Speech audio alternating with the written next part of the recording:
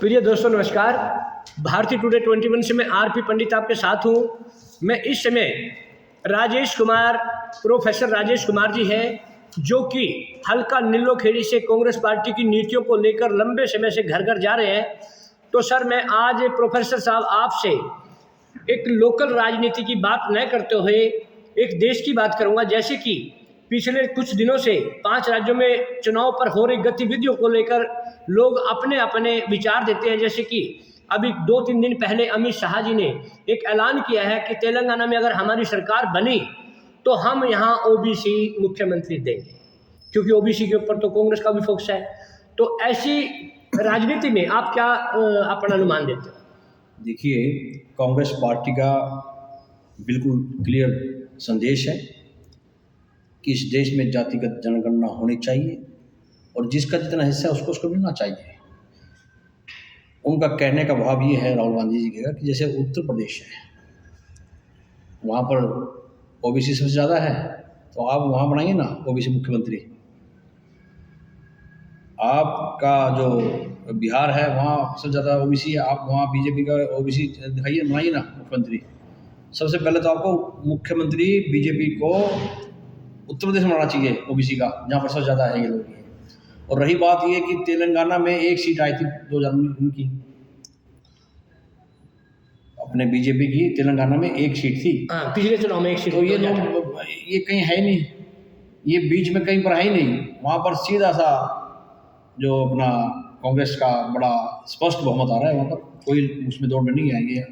नहीं, आपका कहने का मतलब है कि 2018 में जो चुनाव हुआ था उसमें एक सीट आई थी, वे इनकी सीटें तो वहाँ है ही नहीं, ये ओबीसी का करें या जिसका मर्जी करें। लेकिन जैसे इन्होंने राजस्थान में और मध्य प्रदेश में, छत्तीसगढ़ में, तो इन राज्यों में अगर सरकार कांग्रेस की आती है तो वहाँ पर ओबीसी को लेकर फिर कैसे रहेगा अभी कांग्रेस का और बीजेपी का स्टैंड?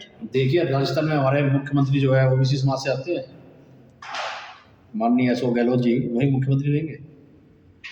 तो उसमें संशय कहाँ है? छत्तीसगढ़ में आपको भूपेश बघेल जी है, ये सब ओबीसी समाज से हमारे यहाँ पर नेता। नहीं, ऐसे तो राहुल गांधी जी ने कहा कि भाई 3 राज्यों में, जैसे हमने कर्नाटका में, छत्तीसगढ़ में और राजस्थान में ओबीसी है हमारे तीनों मुख्यमंत्री।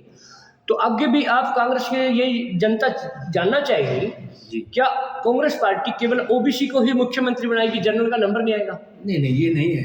आप इसके जाइए ना, अभी यहाँ पर देखिए, हमारे हुड्डा साहब है, जनरल में आते हैं, चौधरी भूपेंद्र सिंह हुड्डा 10 साल मुख्यमंत्री, आने वाले मुख्यमंत्री वही है हमारे।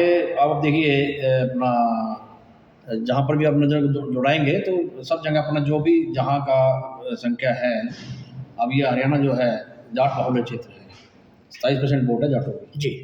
तो जाट का अधिकार बनता है, 27% है। नहीं, जैसे कि वैसे तो हिमाचल में राजपूत है, यहाँ पर जाट है। तो उत्तर प्रदेश जैसे एक बड़े राज्य है, अगर वहाँ पर मौका मिला, क्योंकि पिछले दिनों जैसे हम राजनीति पर नज़र डालते हैं तो उत्तर प्रदेश में कांग्रेस के लगभग 7 मुख्यमंत्री ब्राह्मण रहे हैं।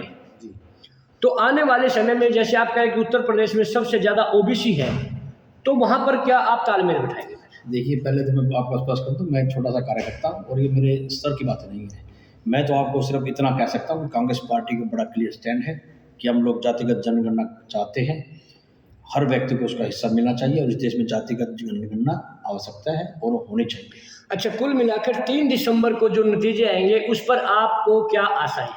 देखिए, मुझे पूर्ण विश्वास है कि कांग्रेस पार्टी स्पष्ट बहुमत से आ रही है और 2024 में भी मोदी जा रहे हैं और कांग्रेस पार्टी आ रही है। माननीय राहुल गांधी जी इस देश के प्रधानमंत्री होंगे और हरियाणा में भी चौधरी भूपेंद्र सिंह हुड्डा के नेतृत्व में निश्चित तौर पर परिवर्तन तय है।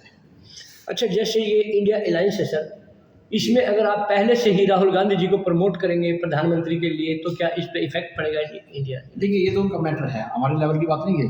मेरा तो मानना ये है कि भाई इंडिया जो गठबंधन है वो इस देश के विकास के लिए, जो पिछले 9 साल से बीजेपी ने इस देश का मलिया मीट कर दिया, किसान को बर्बाद कर दिया, दलित पिछड़ों को बर्बाद कर दिया, कर्मचारी व्यापारी सब परेशान हैं। तो सरकार से, इस तरह से सरकार से निजात दिलाने के लिए इंडिया गठबंधन देश के लिए जरूरी है। तो देश की लड़ाई लड़ रही है कांग्रेस।